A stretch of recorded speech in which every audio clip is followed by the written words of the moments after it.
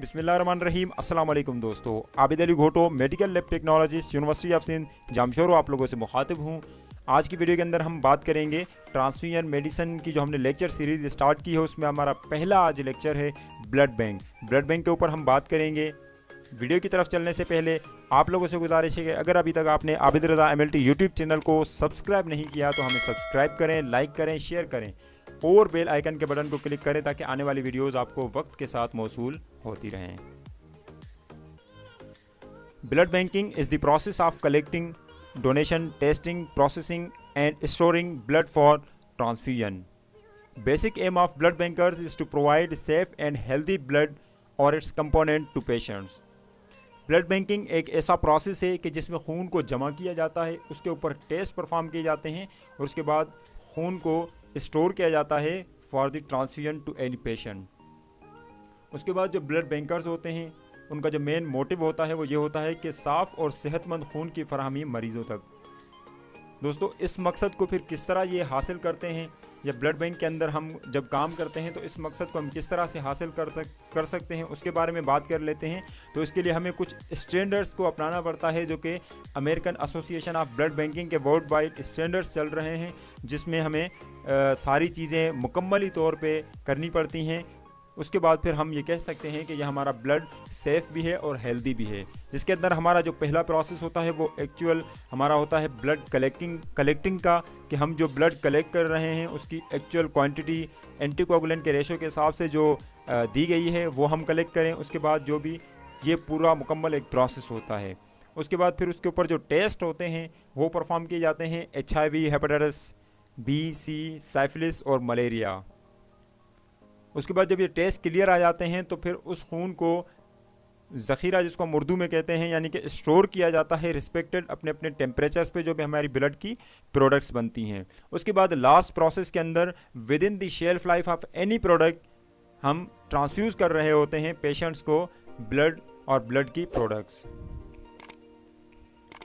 दोस्तों, अगर हम बात करें ब्लड बैंक के सेटअप की तो पाकिस्तान के अंदर ब्लड बैंक के सेटअप को हम किस तरह इस्टेब्लिश कर सकते हैं उसके बारे में बात कर लेते हैं। लेकिन यहाँ पे एक बात वाज़े रहे कि वर्ल्ड वाइड दो टर्म यूज़ होते हैं।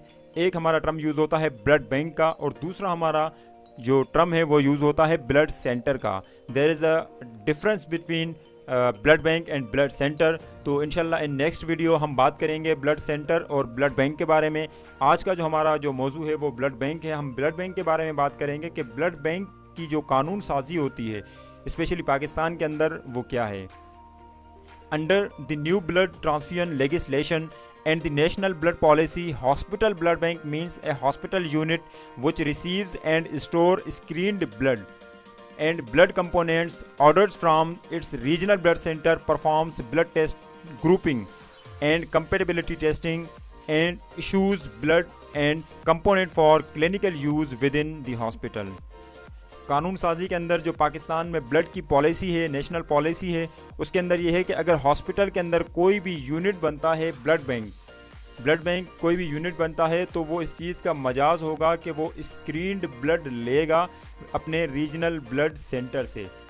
स्क्रीन्ड ब्लड यानी होल ब्लड ले, या उसके बाद जो उसकी डिमांड अगर कंपोनेंट्स की है तो वो लेगा।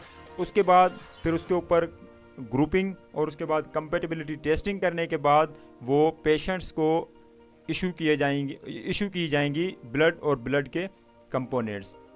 तो अगली वीडियो के अंदर हम इस बात को इंशाल्लाह जो है वो डिटेलली डिस्कस करेंगे कि ब्लड बैंक के अंदर जो है वो सिर्फ ब्लड ग्रुप और कंपेटिबिलिटी टेस्टिंग यानी कि क्रॉस मैच ही क्यों हो रहा है। यानी कि हम पीछे अभी बात भी करके आए हैं कि ब्लड बैंकिंग ऐसा प्रोसेस है जिसमें स्क्रीनिंग भी की जाती है, सारी चीज़ें की जाती हैं। तो यहाँ पर क्यों कहा जा रहा है पॉलिसी के अंदर कि ब्लड बैंक जो है वो सिर्फ ब्लड ग्रुप और कंपेटिबिलिटी टेस्टिंग करने का ही मजाज है, उसको स्क्रीन्ड ब्लड ही मुहैया किया जाएगा। तो इंशाल्लाह नेक्स्ट वीडियो में हम इस बारे में बात करेंगे। अगर हम बात करें कि फिर रजिस्ट्रेशन के लिए हमें कौन कौन सी चीज़ें रिक्वायर्ड होती हैं, कानून साजी मुकम्मल अगर हमारी रजिस्ट्रेशन हमें करवानी है ब्लड बैंक की तो उसके लिए हमें क्या क्या चीज़ें रिक्वायर्ड होती हैं।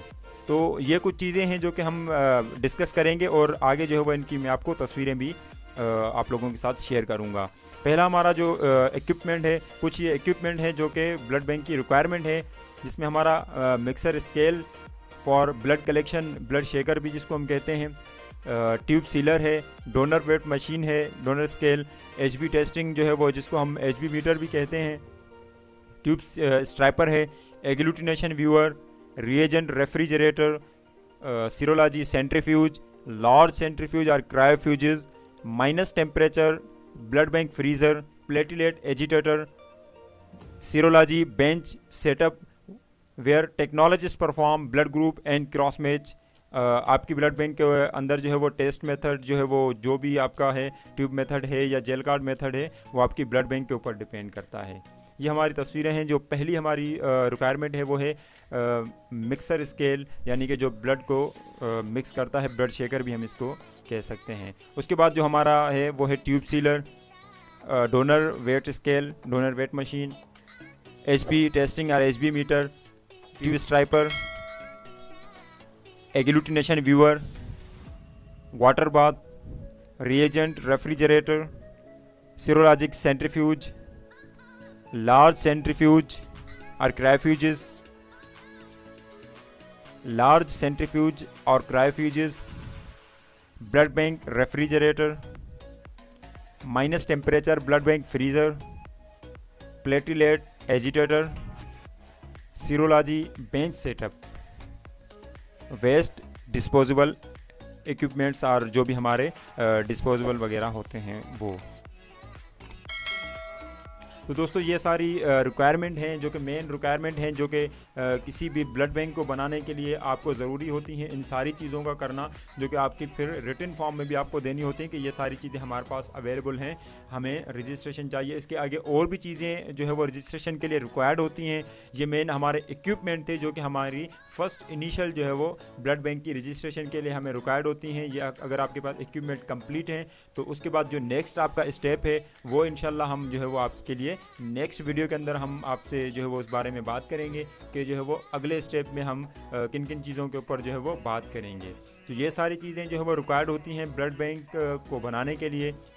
इंशाल्लाह जो है वो अगले लेक्चर के अंदर जो है वो हम जिस बारे में बात करेंगे, हमारा यही कंटिन्यू लेक्चर चलेगा, authorities of blood bank, technical staff of blood bank, non technical staff of blood bank, documentation of blood bank. तो ये सारे जो है वो पॉइंट्स इंशाल्लाह नेक्स्ट लेक्चर के अंदर हम कवर करेंगे।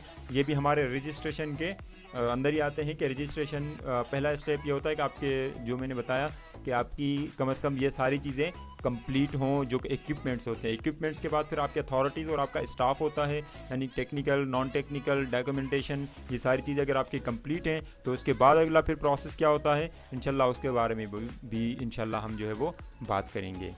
इंशाल्लाह मिलते हैं अगले लेक्चर के अंदर। इजाज़त दीजिए, अल्लाह हाफिज़।